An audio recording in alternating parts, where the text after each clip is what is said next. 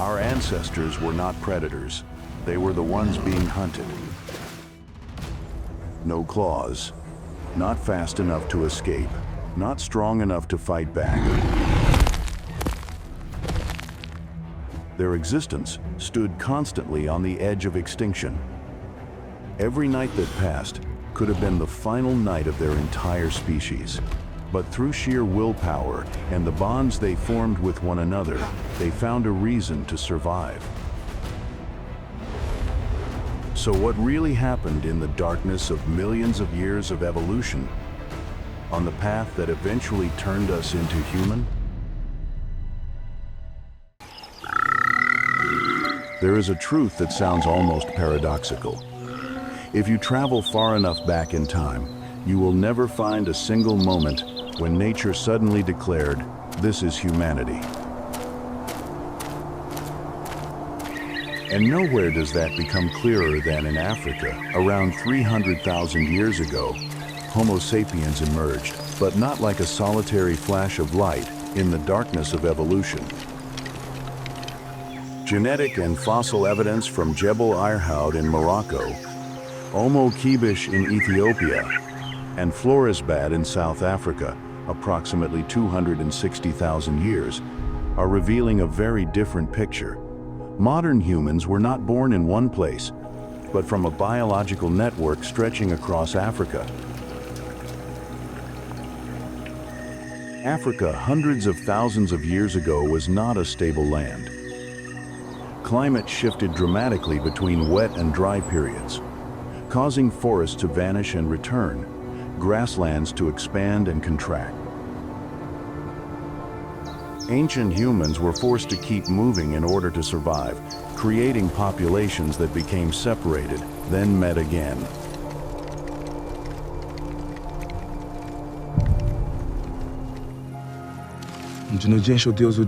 Under those conditions, evolution unfolded through constant contact between ancient human groups. The time is right. Place it here. Now, twist it slowly. Yes, that's it. Genes did not remain still. They were exchanged, blended, and reshaped across thousands of generations. This is why modern geneticists, including researchers at the Max Planck Institute for Evolutionary Anthropology, affirm that there was no single ancestor for all humanity, but rather a large interconnected population linked by widespread gene flow. Small human groups lived scattered across savannas, open woodlands, and river margins. Yet, from an evolutionary perspective, this was an extremely effective system. It allowed humans to maintain genetic diversity, the essential ingredient for adapting to a constantly changing world. And within that network, something quiet but decisive was taking place. The human brain was beginning to change. Not through one sudden leap, but through tiny shifts across hundreds of thousands of years. The skull expanded, and regions of the cortex associated with social thinking and planning grew stronger. A lone individual could hardly survive against predators such as giant hyenas, saber-toothed cats, or ancient crocodiles. Survival meant depending on the group. But what made Africa so special in this entire story? It was the only continent where humans could develop inside a vast natural laboratory, unstable climates, varied landscapes, and intensely competitive ecosystems.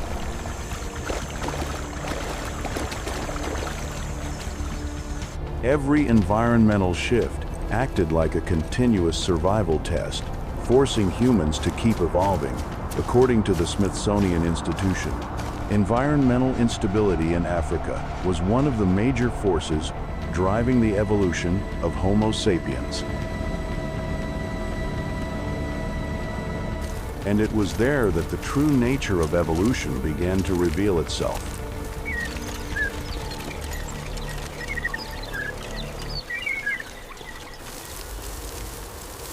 If you travel back in time, you would not see humans standing at the top of the food chain. You would see a world where life was measured by the ability to survive 1 second at a time.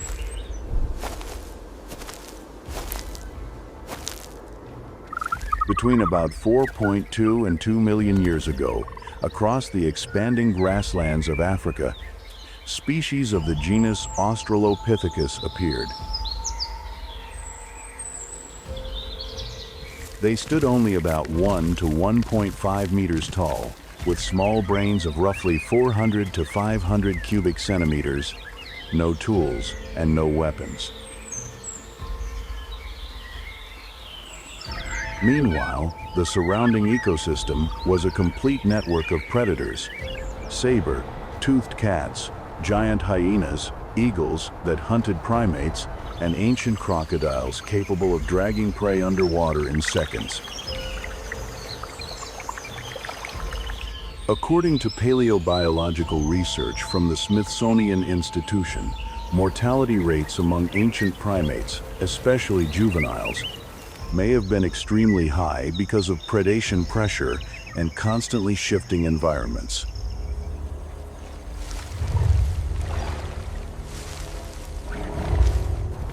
Only adapt or disappear, and within that harsh world, an invisible force began shaping their bodies, not brute strength, but the ability to see farther, move more efficiently, and most importantly, live in groups. But the more profound transformation was not in the body, it was in the brain. Living in a state of constant pursuit forced the brain to develop prediction. Where prey was, how predators moved, whether the group was safe.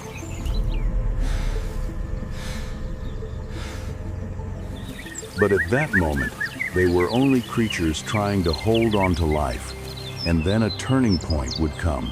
Around 3.2 million years ago, a fossil discovered in Ethiopia would change how we understand ourselves.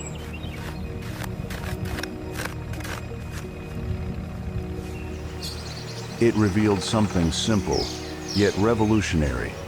Standing upright was not merely posture. It was the beginning of the entire human future. That fossil was Lucy, and from that moment on, the journey of evolution turned in a direction from which there would be no return.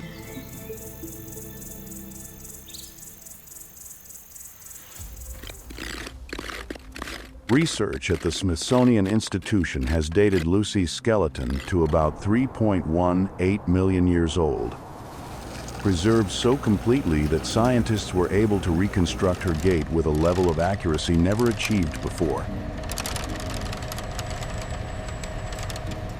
But what made Lucy extraordinary was the way she moved. Lucy walked on 2 legs. That may sound simple, but in evolution, simplicity is often an illusion. Because standing upright was not merely a change in posture, it was a transformation in the entire way a creature interacted with the world. When the body shifted from 4 limbs to 2, a chain reaction of consequences began. In an environment where grasslands were gradually expanding across Africa, the ability to see dozens of meters farther could determine whether a predator was detected early enough or too late. A few seconds alone could create the boundary between life and death. The hands were freed, no longer needed to support the body. They began to carry food, protect the young, and later, hold tools.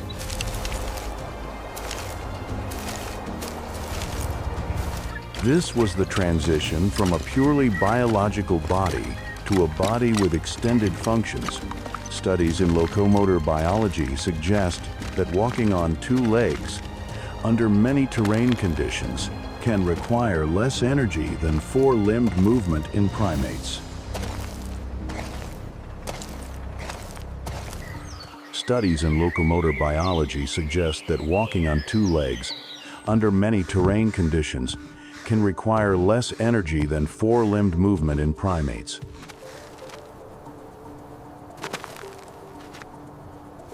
The pressure from predators in African ecosystems did not disappear.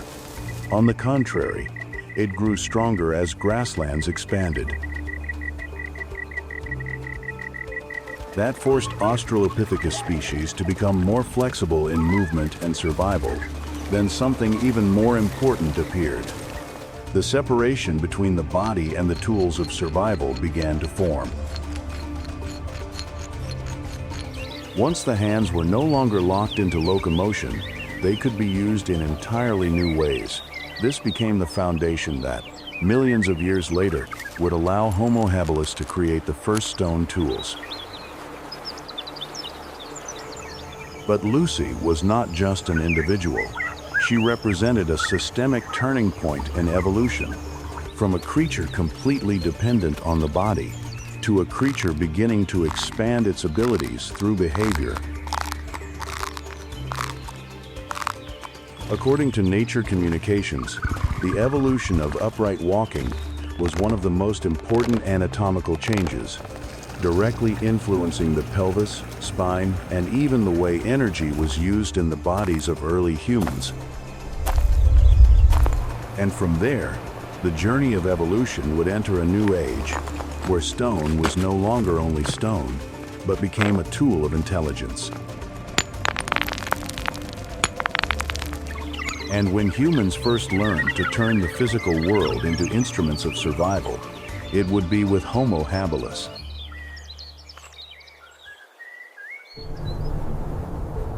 Between about 2.4 and 1.4 million years ago, within the same harsh ecosystem where Lucy once lived, a new evolutionary branch appeared in Africa.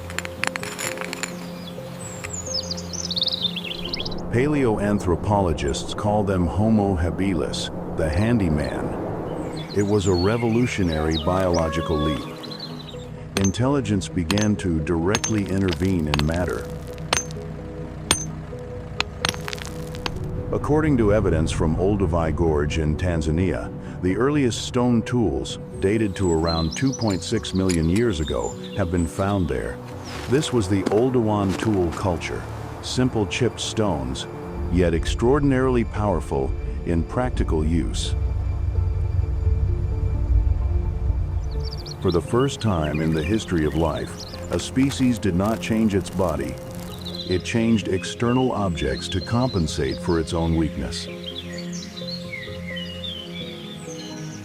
Now, it was no longer muscle or fangs, but thought. And this was the first moment we can truly call technology. They still lived in the same predator-filled ecosystem. Giant hyenas, saber-toothed cats, eagles that hunted primates. And under that pressure, something crucial began to happen. The human brain no longer only reacted, it began to plan.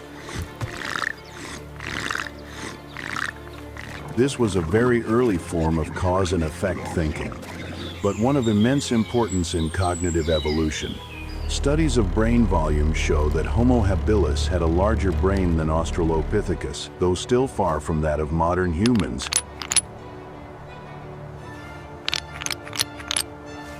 Yet size alone did not determine everything. Here, the human hand began to change roles, no longer only an organ for movement or grasping. It became the interface between thought and the material world. A stone could now become a knife, a hammer, a tool. And from that moment, a new loop began. Tools improved survival. Better survival allowed greater brain development. Greater brain development created better tools.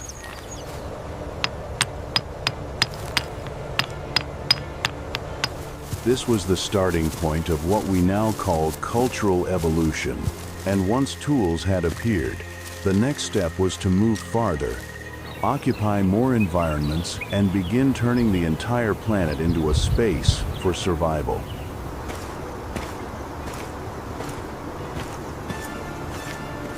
That was when a new human species emerged, stronger, more flexible, and for the first time capable of leaving the place where it was born. That species was Homo erectus, and the journey to conquer Earth had begun.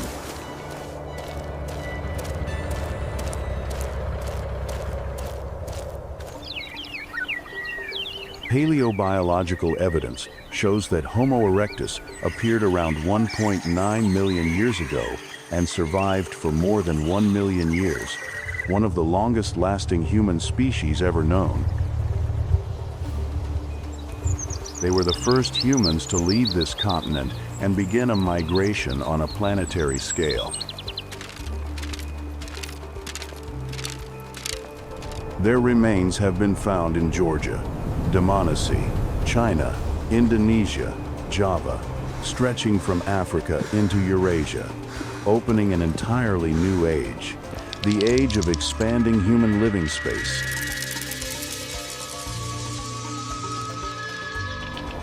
But what allowed them to travel so far, while earlier ancestors remained limited by their environments?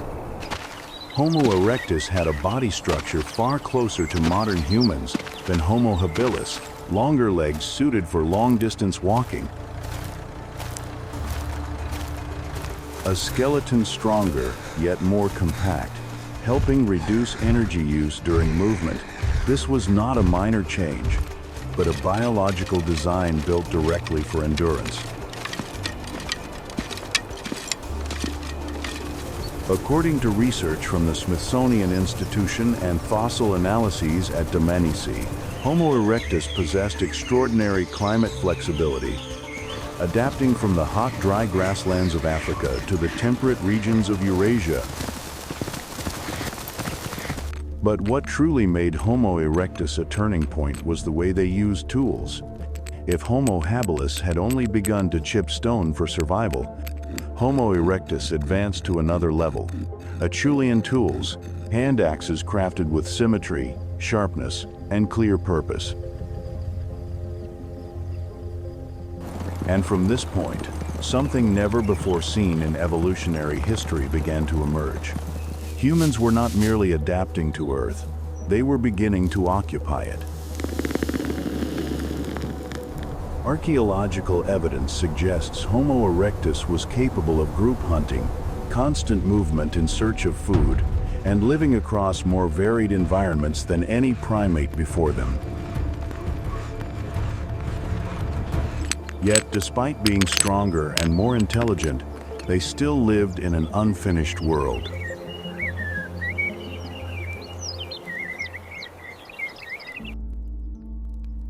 If you trace the entire journey back to Homo erectus, something strange emerges.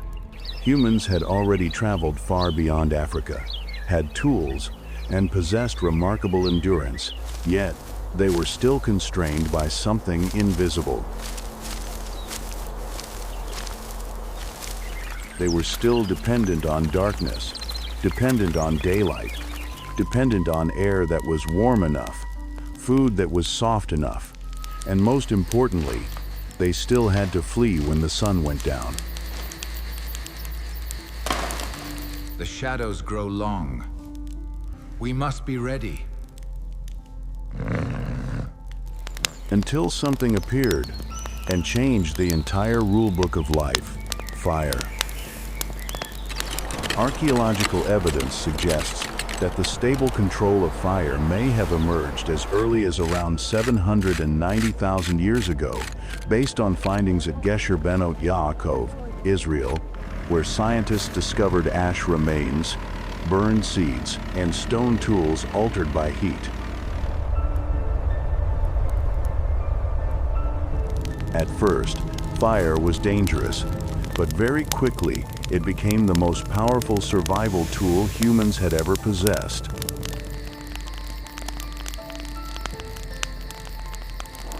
A piece of raw meat might take hours to chew, but with fire, it became softer, safer, and richer in energy. That meant humans no longer had to spend all their time eating. They began to have extra time. And this is the point where evolution took an entirely new turn. Time was no longer spent solely on survival, it began to be spent on thinking.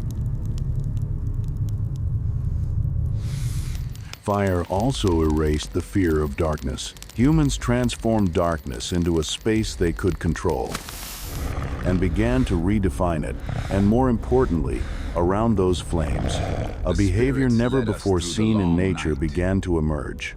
Storytelling. They showed us the path to the valley. No fossil evidence records the sounds of the first stories, but social behavior strongly suggests it almost certainly happened. When a group of humans sat around a fire, their brains were no longer processing only danger. They began to build shared memory, exchange experiences, and transmit information. This was the first step of culture. Fire was changing the way humans connected with one another.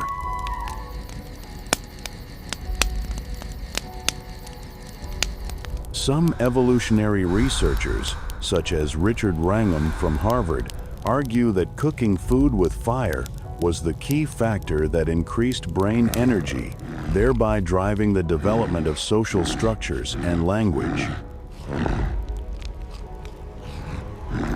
It would reshape the entire picture of human evolution, and that is when the lost brothers began to appear.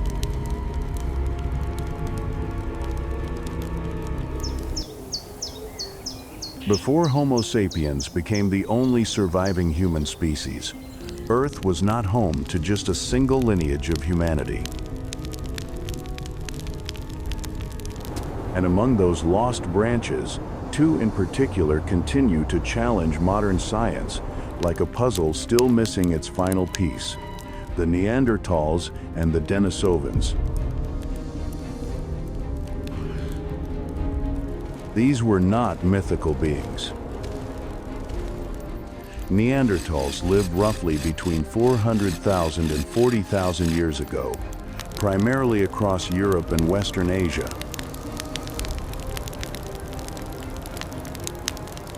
Denisovans, on the other hand, remain far more mysterious, known only through a handful of bone fragments and DNA discovered in Denisova Cave in Siberia, Russia.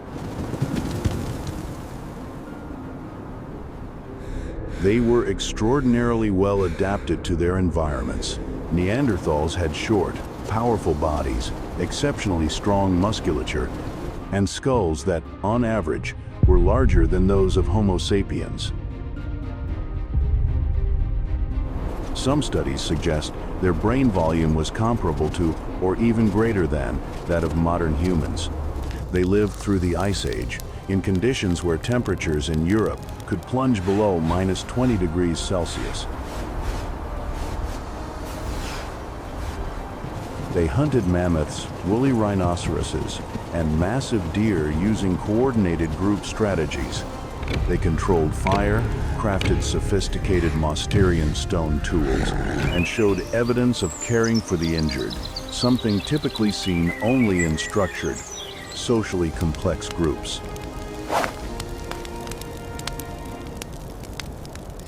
Denisovans left behind far fewer traces, but their DNA reveals a vast range, from Siberia to Southeast Asia.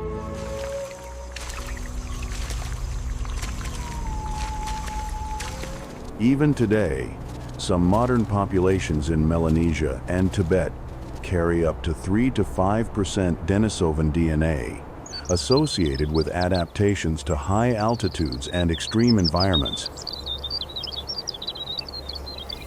Around 60,000 to 40,000 years ago, Homo sapiens began migrating out of Africa and expanding across the globe.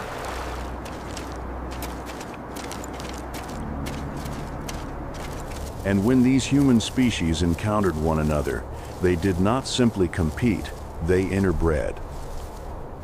Modern genetic evidence shows that most people outside Africa today carry about 1 to 2% Neanderthal DNA. But why did only Homo sapiens endure? Homo sapiens developed the ability to expand social groups to hundreds, even thousands of individuals through shared language and collective belief. While Neanderthals may have been powerful yet scattered, Homo sapiens began building something entirely new: communities of ideas. And when we look back, we realize something profound. We are no longer a pure species. We are the result of blending, collision, and convergence among multiple ancient human lineages.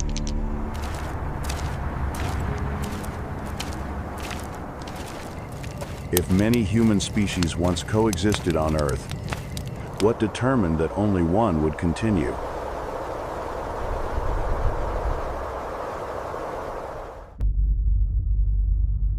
Around 70,000 years ago, Earth did not change its shape. No asteroid struck. No global catastrophe was recorded. And yet, something profound happened, what science now calls the cognitive revolution.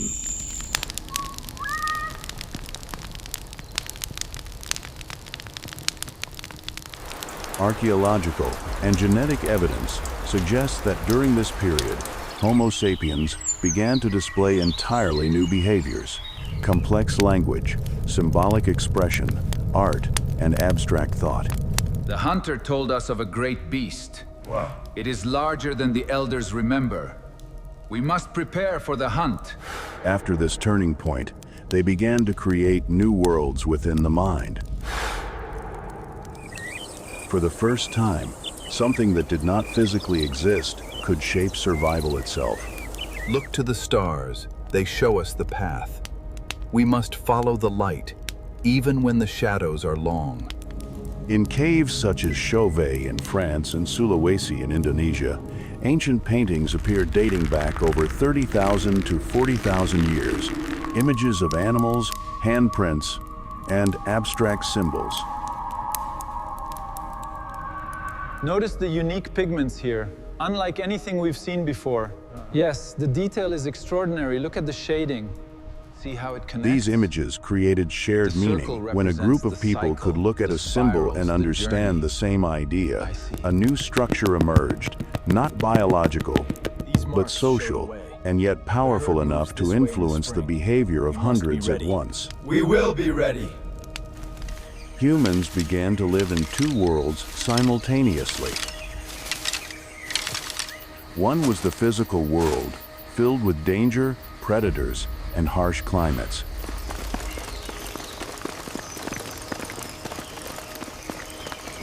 The other was an invisible world, constructed from memory, belief, and imagination.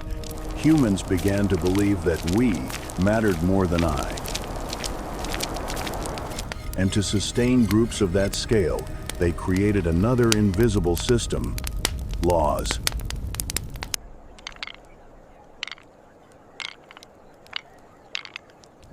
Laws do not exist in nature. They leave no physical trace in stone or soil. And yet, they guide behavior more powerfully than instinct itself. Then came an even greater leap: gods, not born from ignorance, but from the need to unify belief among strangers. This was an evolutionary invention of social cohesion. And when these invisible systems came together, The mountain language, spirit awakens. We must make the offering before the moon sets. Silence. We will not be rushed. belief, law, and symbols, something entirely new emerged. Today The we early share the civilization of mammoth ideas. Tomorrow we share the work. It is good this way. No longer confined to Africa, no longer limited to a single region, humans began to leave their cradle. A migration unlike any in the history of life was about to begin, and when it did, Homo sapiens were no longer just a local species. They became the first global species.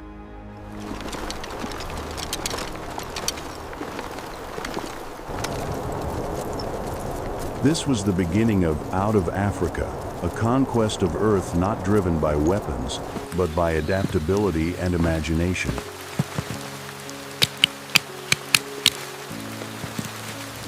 Modern genetic and archaeological evidence shows that Homo sapiens began leaving Africa in a major wave around 70,000 to 50,000 years ago, moving through the Arabian Peninsula into the Middle East, and eventually spreading across the vast expanse of Eurasia.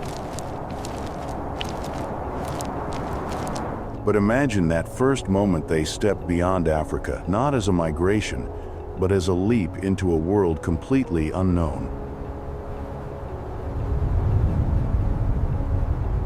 Only shifting climates, expanding landscapes, and territories the human body had never adapted to.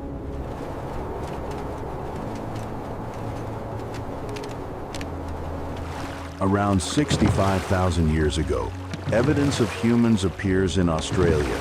To reach it, they had to cross open seas, one of the earliest maritime journeys ever undertaken by our species.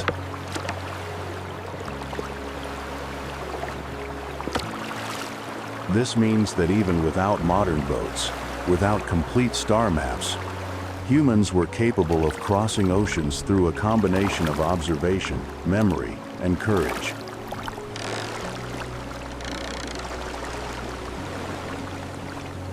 Then, around 15,000 to 20,000 years ago, humans set foot in the Americas via the Bering Land Bridge. During the last ice age, when sea levels were tens of meters lower than today. Humans crossed scorching deserts where temperatures could exceed 50 degrees Celsius. They moved into Siberia, where winters could fall below -40 degrees Celsius. They lived in humid tropical rainforests, where disease and moisture became invisible enemies. They climbed into the high Himalayas, where oxygen thins dramatically with altitude. No other primate had ever expanded its range in this way.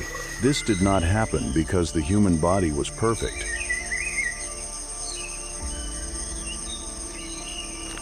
Homo sapiens did not evolve to fit one place.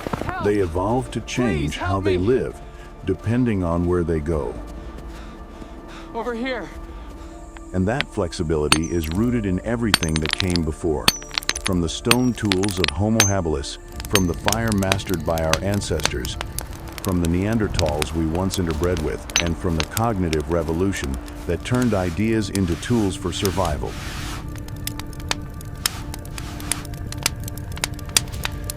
But there is a paradox. The farther humans spread, the more different they became in appearance, skin color, and culture, yet the more alike they remained at their core. If humans were able to spread across the entire Earth in just tens of thousands of years, what happens when we are no longer confined to Earth?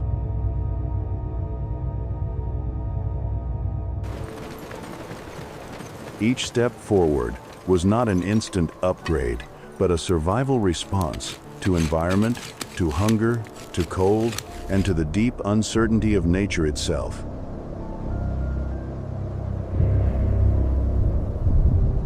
Around 1 to 2% of the DNA in many people outside Africa comes from Neanderthals, and portions of Denisovan DNA still exist in populations such as those in Melanesia and Tibet. This means that we are not a single, straight line that outcompeted all others, but a complex hybrid result of multiple human lineages that once coexisted on this planet.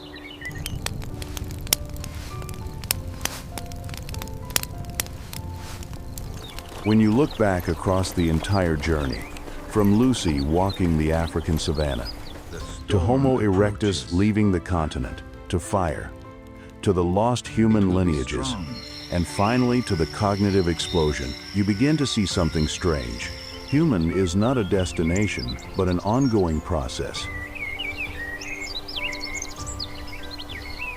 And if that is true, then the next question is no longer, where did we come from, but what are we becoming?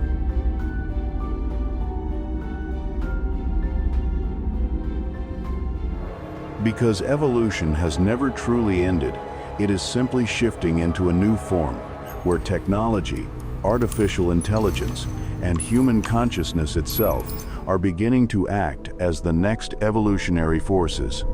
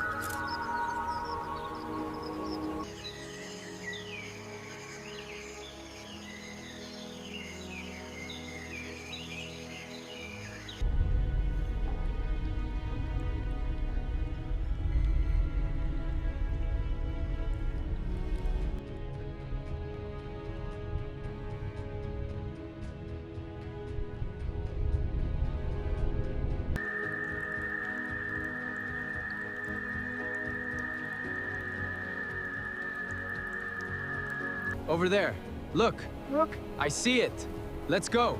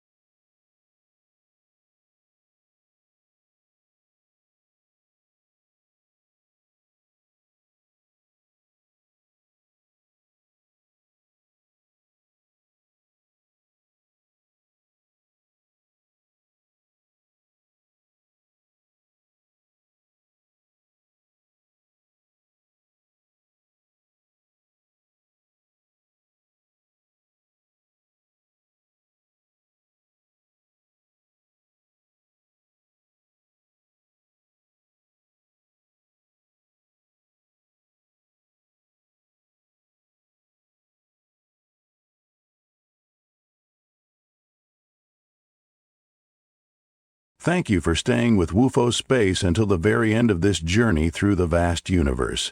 If you found this video interesting and insightful, don't forget to like, share, and subscribe to WUFO Space so you won't miss our next cosmic adventures. Your support means the world to us and fuels our passion to keep exploring the wonders beyond.